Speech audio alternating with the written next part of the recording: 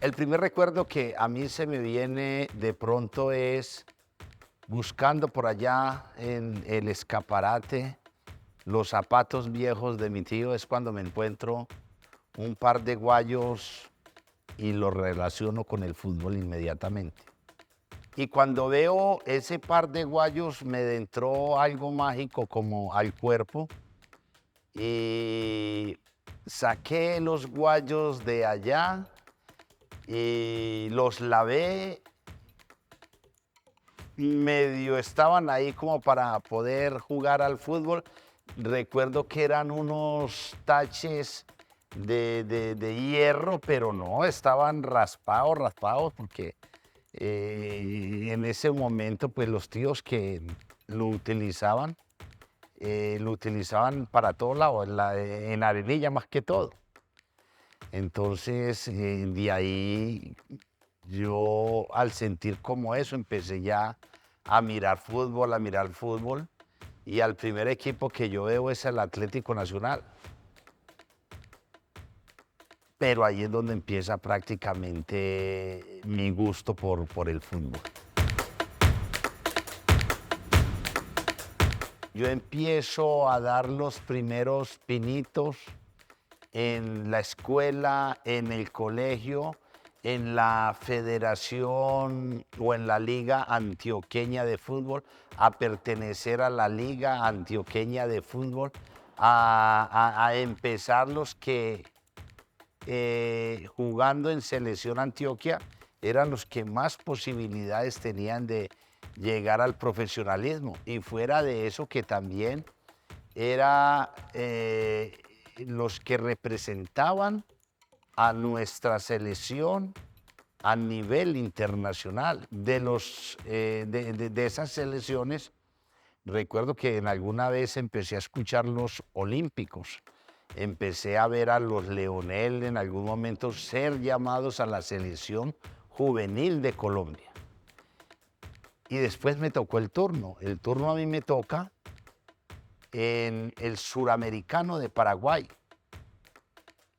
Quedamos terceros, así por encima. Recuerdo que empezó también Chilaver, empezó también el papá de James en nuestro equipo, James Rodríguez, que le pegaba muy bien a los tiros libres, jugaba muy bien, un volante diferente a su hijo, un volante más de marca. Uno, John Edison Castaño, John Jairo Treyes, con unas selecciones extraordinarias como Brasil, Argentina, donde se destacaban Müller, Silas, eh, Neto. Bueno, yo creo que en alguna selección de esas del 85 también nos tocó enfrentar al maestro Lorenzo, hoy técnico de nuestra selección Colombia. No, no me pasaba por la cabeza ser jugador profesional. No. O sea, esos momentos no fueron fáciles y mucho menos para mi familia, porque se les dobló el trabajo de lavar ropa. Ya no había la lavadora, no. En esos momentos, claro, como a mí me gustaba jugar en la calle, no había dónde más, entonces, claro, yo llevaba ropa sucia porque a toda hora quería estar jugando. Y bueno, y en la escuela, y salía de la escuela, y siga, entonces antes se volvió un problema. La mamita mía me correteaba, y me pegaba, me buscaba para que me entrara a estudiar y no le llevara ropa sucia. Después ya hubo un cambio, cuando ya yo empecé a nivel de la selección juvenil de Antioquia, entonces ya las cosas fueron cambiando un poquito, mi abuelita ya un poco más comprensiva, mi mamá como siempre, pues siempre fue muy pareja, apoyándome, y bueno, hasta que ya empecé a dar ya los primeros pasitos a los medios que ellos me veían llegar más rápido de lo que yo creía. Yo como que con mi capacidad le decía a la gente yo voy a llegar, pero yo no pensaba todavía no me pasaba por la cabeza. Y simplemente entrenando y después los diferentes equipos me llamaban. El paso que yo doy de la Federación Antioqueña de Fútbol ya como a un profesionalismo o a enfocarme más en el tema profesional es cuando convocan a una escuela del Deportivo Independiente Medellín. Hacen un torneo, creo que sería el primer baby fútbol que hubo acá en Medellín. Los mejores jugadores de este torneo iban a la escuela del Deportivo Independiente Medellín. Yo llego con mi equipo que era Estampados Modatés en la Liga Antioqueña. Y cuando vamos al torneo le cambiamos de nombre a El Dorado. Entonces yo voy con El Dorado y yo voy de goleador de mi equipo. Yo era goleador de mi equipo, yo era goleador de mi escuela, yo era goleador de mi barrio. Por ahí de vez en cuando me colocaba los guantes. Pues resulta que en ese momento faltó el arquero, me colocaron a mí, hice creo que como 10 partidos, me fue muy bien, me hicieron un solo gol. Entonces los organizadores no conocieron al goleador, sino que conocieron al arquero, al mejor arquero del torneo. Me llaman y ahí prácticamente es donde ya empiezo yo a ser arquero. Y en cada una de mis presentaciones en el arco, pues siempre llevaba el recurso que era el de las manos, pero siempre jugaba era con los pies. Y por eso cuando me colocaron y cuando llegué a la profesional, me veían siempre era más fuera del arco que adentro, jugando con mis compañeros.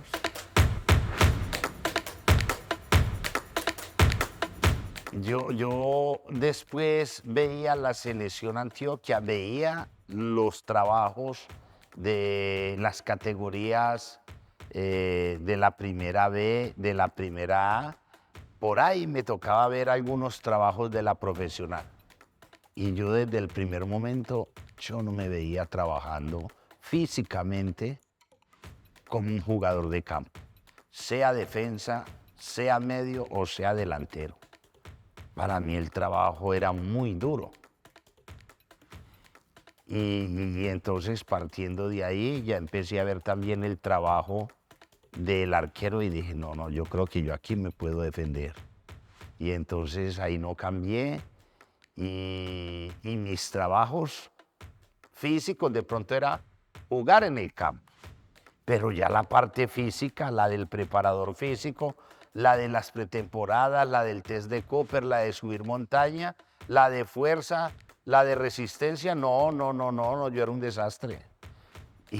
Y entonces dije, no, aquí mejor los 20, los 30, los 40, hacemos los trabajitos y eso que trabajábamos bastante, 6 bolitas a un lado, las 6 bolitas al otro.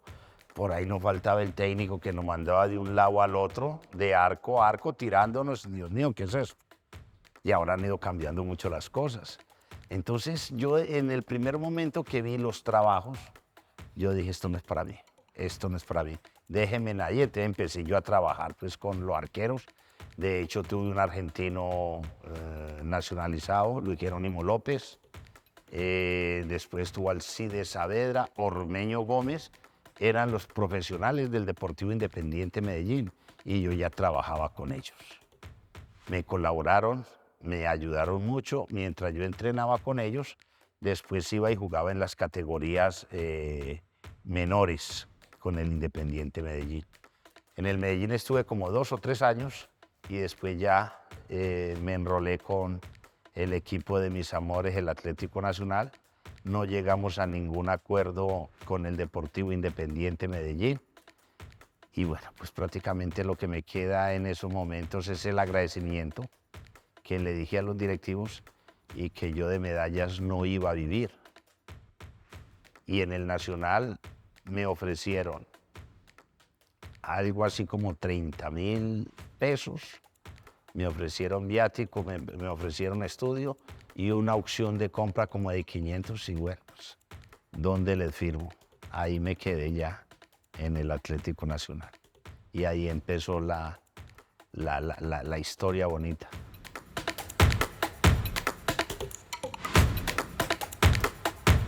No, no, no. No, no, la verdad que no. La verdad que no. Muchos obstáculos que se han superado. Hoy en día, con muchas dolencias en las rodillas de las lesiones, pero después de pasar todo eso, después de lo que se ha hecho y se sigue haciendo, pues lo único que nos queda decir es de que valió y vale la pena seguir los pasos del futbolista profesional.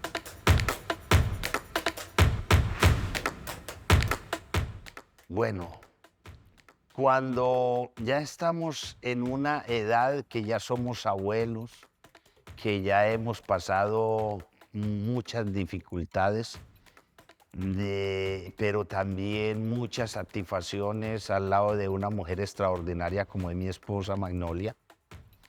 Entonces yo empiezo a comparar la vida, yo empiezo a comparar la familia con el fútbol, con el Atlético Nacional. Y le digo a doña Magnolia, en el amor no voy a hacer comparaciones con el Atlético Nacional, porque es algo como tan bonito, algo tan profundo que lleva uno en el corazón.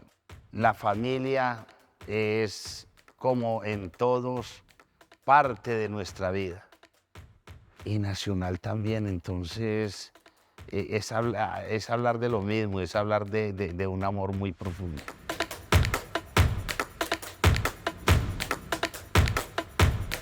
Para mí en el arco era Waldo Matildo Fillol y me tocó enfrentarlo cuando quedamos campeones de la Copa Libertadores, eliminamos al Racing, eliminamos a un gran equipo como era el Racing de Fillol. Creo que ellos venían de ser campeones del mundo. Y una de las frustraciones, de pronto cuando lo tuve acá en el Atanasio, pues le di la mano, pues yo quería el par de guantes que él tenía en los momentos, pero como cariñosamente uno sabía que no era fácil. Y me quedé con las ganas de tener los guantes de él y conversamos, y tenemos muy buena amistad. Y después me encuentro acá con otra de las personas que también vi jugar mucho, que estando en Selección Antioquia nos decía el técnico, vamos al estadio y usted va y empieza a ver a Raúl Navarro y a Lorenzo Carrasco. Entonces son dos referentes, aunque para el estilo nada, yo como arquero siempre los admiré. Y yo creo que de ahí aprendí mucho, porque yo decía tanto de Fillol como de los dos arqueros, Raúl Navarro y Lorenzo Carrasco, yo decía, ¿y por qué no salen? ¿Y por qué no salen? Entonces, cuando ya me tocó a mí la oportunidad, empecé como a salir y eso era una novedad. De hecho, dentro de esa novedad ya había uno argentino también que lo hacía, que era Hugo Orlando Gatti. Entonces me decían, usted se parece a Gatti, usted se parece a Gatti. Y algunos me decían Gatti. Y hasta que terminé mi carrera no tuve la oportunidad como de verlo. Y de pronto él fue el que me dio la posibilidad algún día en el Perú, donde nos invitan a tapar penales. Y le digo, mi admiración, Hugo, a mí me gustaría tener un recuerdo tuyo para yo ver cómo jugaste. Y él me regaló un casi, y bueno, pues ya habíamos, yo creo que ya terminado. Pero, o sea, nada que ver, o sea, a pesar de que salíamos, son estilos totalmente diferentes.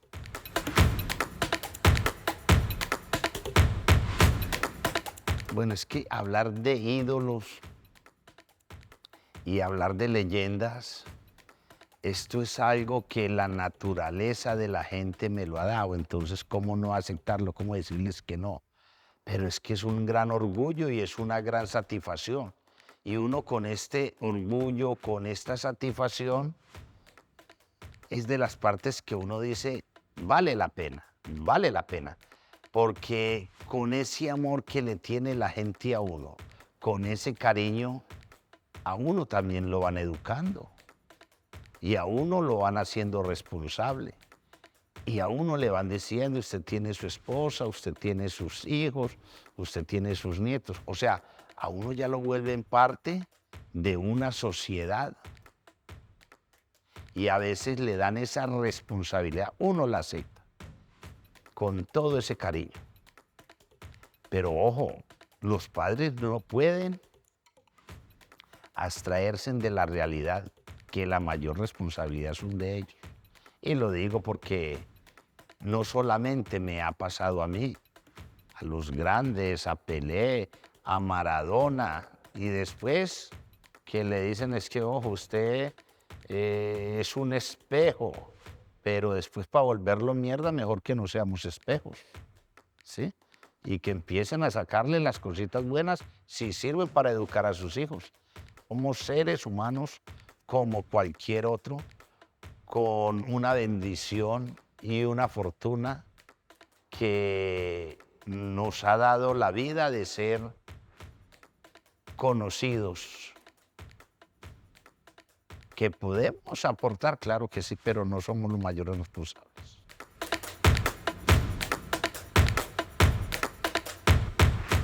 Nos tocó una época no fácil, sí, una época donde yo creo que la mayoría de clubes no tenían muchos recursos, o al menos acá en Colombia no había muchos recursos. Y cuando vamos a Europa, pues miremos los equipos grandes, de pronto si vamos a España, el Real Madrid no tiene problema, el Barcelona no tiene problema y son los equipos top. Y después empiece usted a ver de ahí para abajo las dificultades. Yo tengo la experiencia de estar en el Valladolid, donde me gasto yo los ahorritos porque no nos pagan, entonces fue bastante, yo creo que fui débil, no tuve esa, bueno, fui débil y también no tenía la plata, me gasté la plata de mi bolsillo para poder quedarme en España y poder llegar a uno de los equipos grandes, Real Madrid, Barcelona, pero no me aguantaron los ahorros. Después paso por México, nos fue bastante bien y bueno, y ahorita uno empieza a mirar el mercado y empieza también a ver las asociaciones que han luchado por el trabajador, es otra cosa. Por el futbolista es otra cosa totalmente diferente. Ahorita respetan más esos derechos y al jugador lo tratan muy bien, muy bien. Y eso está bien, y eso está bien. Y hoy en día todavía seguimos recibiendo las críticas a muchos dirigentes de lo que están haciendo. Hoy vemos nosotros hablar a Bielsa de cómo realizan el torneo en los Estados Unidos y están arreglando las canchas 2, 3 días antes de empezar un torneo tan importante. De aplazar un partido cuando uno está enseñado a la hora que es correcta, un horario, siempre nos han dicho, europeo. Y estamos en Estados Unidos y 1 hora y media esperando. Después un concierto a mitad de tiempo donde aplaza también 5 minutos más. Dios mío, entonces uno dice, ¿qué está pasando en esto? Pero todavía son cosas que se tienen que ir mejorando en el fútbol que sí.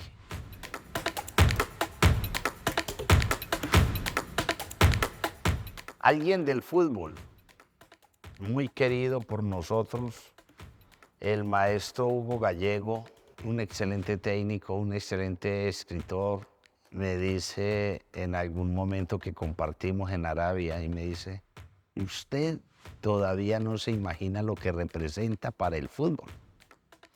Es que ni Pelé, ni Messi, ni Maradona, y empieza a mentarme los grandes jugadores del fútbol, o sea, han hecho cambiar una norma en la Constitución de la FIFA, y llegas vos, peludo colombiano, y la cambiaste. Uno te ha puesto a pensar eso. Y yo creo que cuando me hizo esa reflexión de todo lo que hemos hablado, de lo que ha ganado Messi, de lo que ganó Maradona, de que son conocidos, y llegar uno y dice, pucha, por uno empezar a cambiar un estatuto, y ya bueno, pues qué bueno que somos de Castilla y de Colombia. Entonces, hay cosas, cierto, desde lo más sencillo empezamos a buscar como esa felicidad y ese reconocimiento, y más cuando no es solo el reconocimiento de René Higuita, es que cuando se habla de René Higuita se habla de Colombia, entonces es el mayor orgullo mío.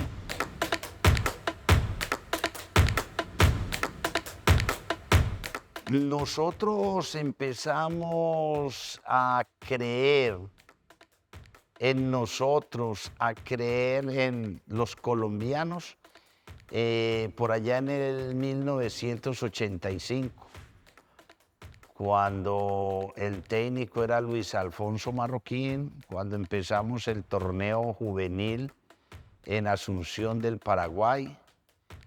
Quedamos de terceros, pero hacía rato nosotros no figurábamos. Y ahí empezó como a sonar el fútbol,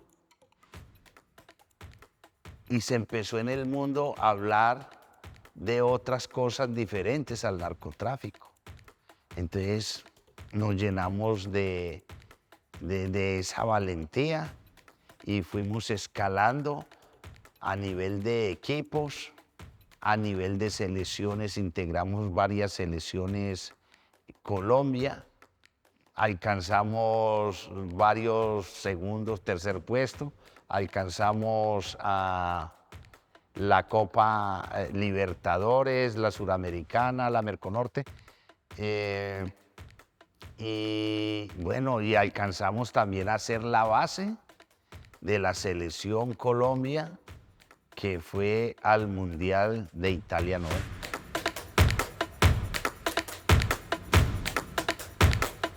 Yo creo que yo estaba en el Atlético Nacional, y eso fue por allá por el 87, si no estoy mal.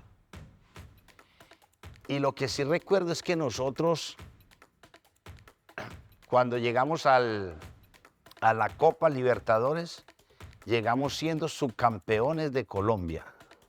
Nosotros obtuvimos en ese proceso más fácil la Copa Libertadores que el torneo nacional. En el torneo nacional el campeón fue Millonarios. Después de que nosotros ganamos la Copa Libertadores fue que ganamos el torneo nacional. Pero la experiencia de nosotros representar a la selección Colombia, de llevarnos jugadores como el Pibe Valderrama, Arnoldo Iguarán, Bernardo Redín, entonces se empezó a juntar nuestra selección, que empezó también a sonar a nivel internacional y a dar los frutos a nuestro país, y a empezar a creer que teníamos con qué pensar, no solamente en ir y competir y venir con 3, 4 goles en contra, no podíamos competir. Y vamos en ese proceso, estamos cerca a selecciones favoritas en el mundo, como son Argentina, como son Uruguay, como es la selección de Brasil, y nosotros nos enfrentamos mano a mano. Entonces ese es un muy buen espejo que tenemos los colombianos para enfrentar los torneos internacionales.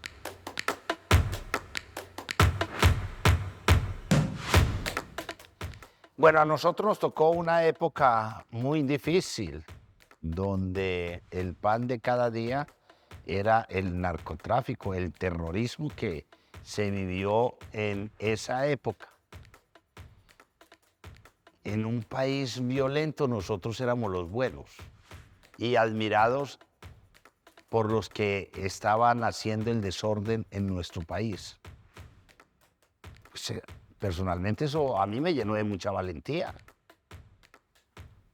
Y, y la mentalidad de en vez de, no, es que, no, o sea, nos llenó, fue como, pucha, estamos en un país que necesita esto, que necesita el fútbol, que necesita mostrarle al fútbol que son berracos y que ojalá esa berraquera la mostremos nosotros, para el bien, no para el mal.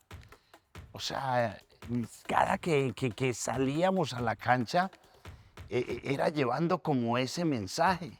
Y eso nos fortalecía a nosotros.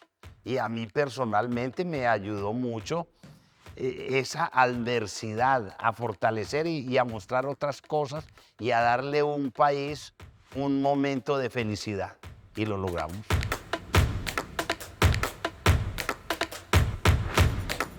Pues es que aquí en Atlético Nacional, que no es fácil, se han ganado 2 Copas Libertadores. Yo estuve en la del 2016 también y estuve como aficionado. Y fue acá en el estadio Atanasio Girardot. Con mucha diferencia. O sea, la satisfacción, la alegría, claro. Y los hinchas del Atlético Nacional, claro, cómo no vamos a estar felices. Y todo un departamento de Antioquia. Ah, bueno, ojo, con la excepción de los hinchas del Medellín, ¿sí? Pero ¿por qué hay una excepción? Porque es que en la del 89 no hubo eso. Esa es la excepción y esa es la diferencia. Que es que en el 89 se unió todo un país. Los hinchas de Millonarios, los hinchas del América, los hinchas de Junior, los hinchas del Medellín. Y ahí no solamente fue la representación de Atlético Nacional como para el departamento, no, es que nosotros estamos representando era a Colombia y Colombia nos acogió y Colombia se unió y este triunfo fue de todos. Después de eso es que ya vinieron las rivalidades, entonces por eso es que muy felices, pero fue la Copa por allá del 89 la que unió más a un país.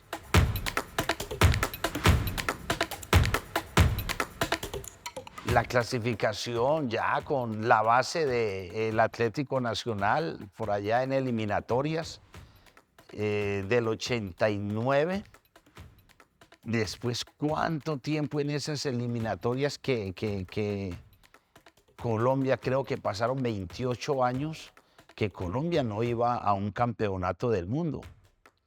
Entonces, esa época de los 80 y los 90 fue una época maravillosa para los colombianos y para nosotros como para el Atlético Nacional y para nosotros que pertenecíamos al Atlético Nacional y para los que llegaron como el pibe, los que llegaron a integrar esa selección, fue una época maravillosa.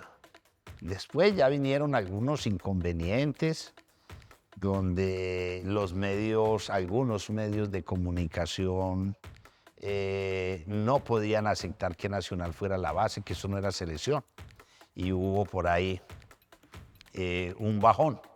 Pero después del 90 nosotros creo que hasta el 94 nos fuimos derechito y al menos ya estamos ahí en las clasificatorias al Mundial.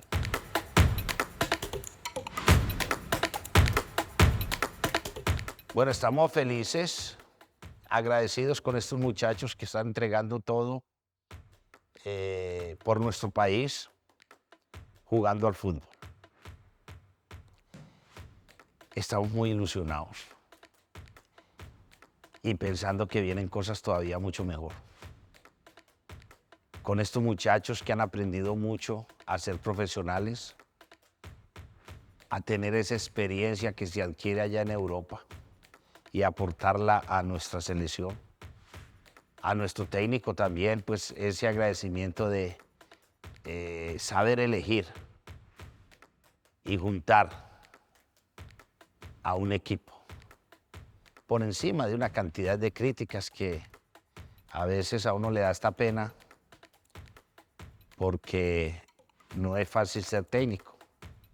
Y empezamos a hacer las críticas como técnico y empezamos a llamar a los que no han llamado y a meterle al técnico la necesidad de los jugadores que no han sido convocados. Un irrespeto. Pero yo creo que los técnicos que han estado, los técnicos de selección, y hablo ahorita con el técnico Lorenzo, pues calladito con su capacidad y con lo que ha obtenido, le ha callado la boca a mucha gente que ven en ese puesto algo muy sencillo. Y lo que no ven es de que tenemos que unirnos y apoyar al técnico para que podamos obtener mejores resultados.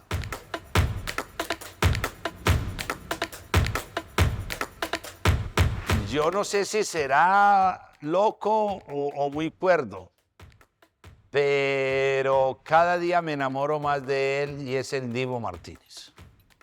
Ahí está, campeón del mundo, campeón de la Copa América, fundamental en los triunfos de la selección argentina, fundamental en su equipo.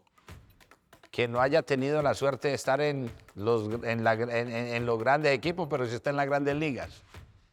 Pero en mi concepto, hoy en día es el mejor arquero del mundo.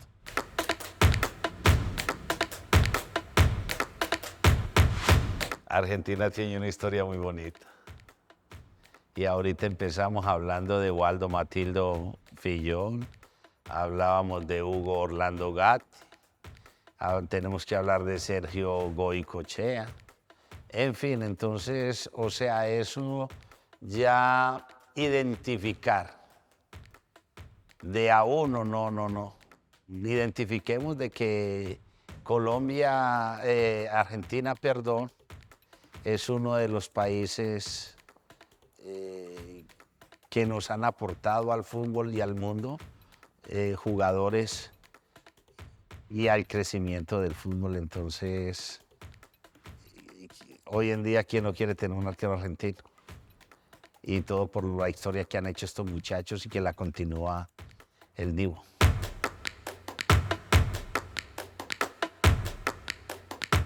Bueno, como todos los clásicos, y yo creo que uno como que se va identificando, ¿cierto? Y desde que a mí me hicieron la invitación para ir a la Alianza, pues lo llevo en mi corazón, a la Alianza Lima.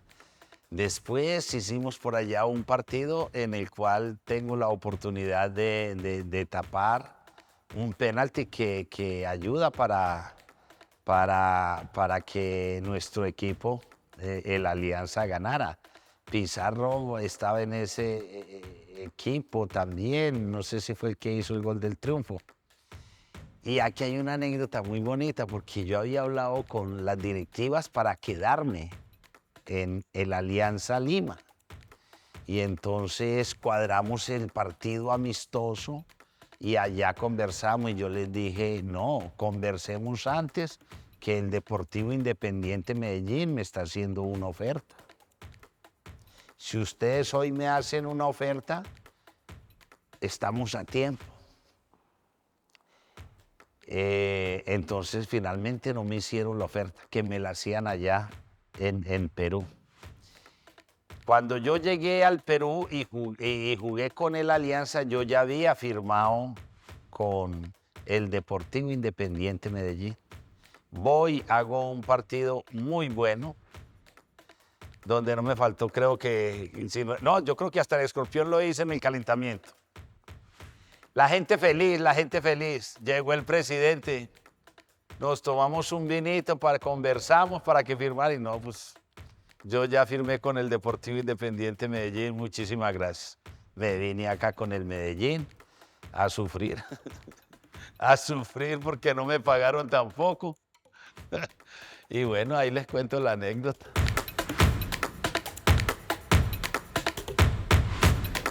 Pues sencillo, eso, es que Hay una cosa que yo he aprendido hoy en día, a pesar de las dificultades, y me hablan de la felicidad.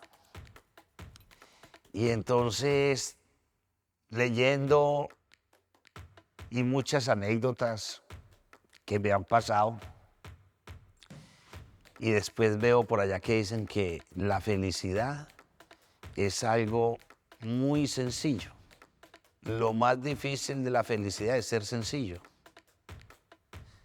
Entonces, ¿a qué voy? Que a mí todas estas cosas que llamamos como sencillas son las que me ha dado esa gran felicidad, como el escorpión, que para muchos es algo difícil, para mí fue algo sencillo y nace primero con el cariño de los niños, segundo como mirando cada detalle que tienen los niños y que son auténticos. Y resulta que en algún momento yo voy a hacer una publicidad para un refresco y me dicen juegue con los niños. Y yo saco el balón y el niño me agarra el balón de pecho, me empieza a hacer la 31 y después me hace la chalaca. Y a mí lo que se me viene es como una chalaca al revés. Ese es el escorpión, una cosa sencilla, inspirado por un niño. La grabación, que era de 2 días, quedó en ese momentico perfecta, no se grabó más en esa parte. Cuando sale la publicidad en todos los medios, pues, a los que más les gustó fue a los niños. Y yo salía también a un estadio, entonces ya eran los papás de los niños, ¿sí? Y ya era mentando el refresco, y escorpión. Entonces yo lo que hacía era que salía con mi baloncito, saludábamos a la gente y antes de que el árbitro entrara pues a pitar el partido, entonces los muchachos me pateaban al arco y yo hacía el escorpión y ya en los estadios me lo pedían. Entonces yo lo empecé a practicar. Y 2 años de práctica dije, voy a hacer el escorpión. No sé dónde, pero voy a hacerlo. Si es en Castilla, si es en Manrique, donde sea, o en el Atanasio, no sé dónde se va a dar, pero yo voy a hacer el escorpión. Pues ya lo tenía aquí y era una jugada de trabajo. Diario me mandaban el balón, lo hacía y hacía 2 movimienticos de reacción. 7 años ese balón que yo estaba trabajando se presentó en Wembley. Yo vi ese balón y dije, no, pues aquí fue. Fuera de eso, a mí me dicen, no, pero no diga que fue fuera de lugar. No fue fuera de lugar, sino que redactando, pues, o relatando la historia, mandan el balón, mandan un centro, pero el balón se va hacia el arco.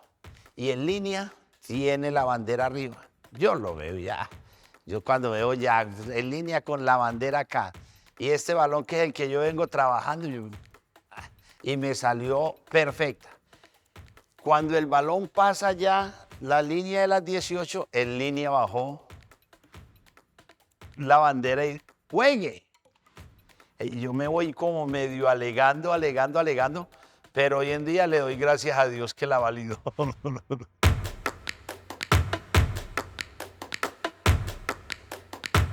O sea, muy contento con lo que se ha hecho, pero no, la historia la escribimos a diario. O sea, como la vida no tiene techo, no hay un techo. Hay muchas cosas. A mí en el fútbol me hubiera gustado, y lo hice y me lo dejaron hacer cuando yo hice la despedida. Yo siempre traté como desde el arco buscar un gol en jugada. Lo intenté, pero no lo hice. Le termino para no alargar mucho. En la despedida hubo 2 detalles. El primero, que yo busco al Atlético Nacional, campeón del 89, a jugar con la selección de Italia 90. Dios mío, pues si la mayoría era de Nacional, ¿cómo hacemos? Empecé pues a organizar. Organizamos la despedida, muchos jugadores, bueno. Al segundo tiempo yo hago un cambio. Maturana estaba de un lado dirigiendo y creo que Bolillo del otro lado. Y entonces yo al segundo tiempo empezó Y entonces yo mismo hice el cambio, yo me salí del arco, metí al hijo mío, pues era mi fiesta, metí al hijo mío en el arco y yo me puse la camiseta para ir adelante. Los muchachos me abrieron el espacio todo para que yo hiciera el gol pues que me había soñado. Lo hice. Pero como anécdota, me dice Francisco, loco, terminaste el fútbol haciendo lo que te dio la gran puta gana, ¿no? Yo, Pacho, sí, sí. Pero sin embargo, claro, no, muchas cosas quedan. Sí, esa, no. Y ahora a ver, haber quedado campeón, por ejemplo, de una Copa América, campeón de la Intercontinental, campeón del mundo, no, ahí va. O sea, y la luchamos, tenemos la vida y la luchamos y no sabemos cuándo nos vamos a morir. Pero ahí vamos, entonces no, yo creo que uno, sus sueños, sus ilusiones, eso hasta el día que uno se muera va a tener algo que aprender y algo que aportar.